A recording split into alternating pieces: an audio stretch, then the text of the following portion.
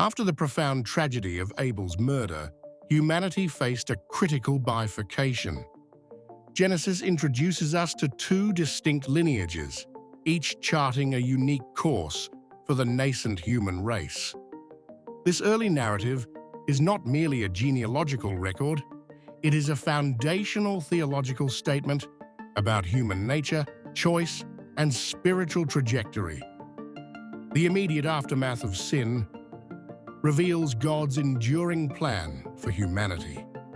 Even in judgment, there is provision, and in loss, there is the promise of continuity. The stories of Cain and Seth lay the groundwork for understanding the spiritual battle that unfolds throughout biblical history. Cain, marked by God, yet exiled, began a lineage characterized by earthly endeavor. His descendants are credited with significant advancements in civilization. We see the building of cities, the development of agriculture, and the crafting of tools. Lamech, a prominent figure in Cain's line, further innovated with metallurgy and music.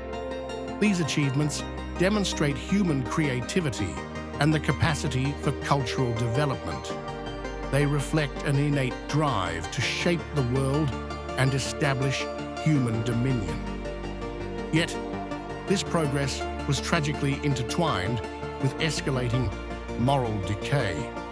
Lamech's boastful declaration of vengeance, far exceeding Cain's punishment, exemplifies this growing corruption and violence.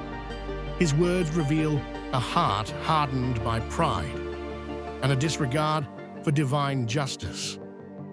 The line of Cain represents human ingenuity divorced from divine communion. Their achievements, while impressive, ultimately served a self-centered and increasingly wicked society. This trajectory highlights the danger of human progress, untethered from moral and spiritual accountability. In stark contrast, Seth was born as a replacement for Abel, a son given by God to Adam and Eve. His lineage is presented as the continuation of a different spiritual heritage. Genesis 5 meticulously traces this line, emphasizing longevity and the passing of generations. Crucially, it is within Seth's line that humanity began to call upon the name of the Lord. This phrase signifies a renewed devotion, a turning back to God in worship and recognition. It marks a conscious effort to maintain a relationship with the Creator. This lineage includes figures like Enoch, who walked with God, and Methuselah, whose name carries prophetic weight. These individuals stand as beacons of faith amidst a world increasingly steeped in sin. They represent a spiritual countercurrent. The line of Seth, therefore, embodies the preservation of a godly remnant. It is through this lineage that the promise of redemption would ultimately be sustained and carried forward. Their focus was not on earthly dominion alone, but on divine fellowship. The contrasting narratives of Cain and Seth establish a profound theological framework. They illustrate the fundamental choice presented to humanity: to live according to human will and earthly ambition, or to walk in fellowship with God. This dichotomy is not merely historical, it is an enduring spiritual reality.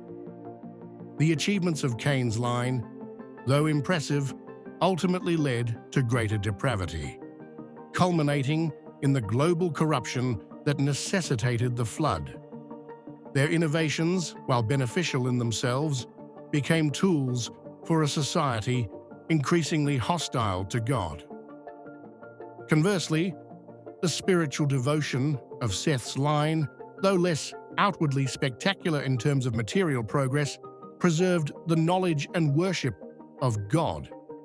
This spiritual heritage was essential for the continuation of God's redemptive plan for humanity. This early biblical account sets the stage for the ongoing tension between the seed of the woman and the seed of the serpent.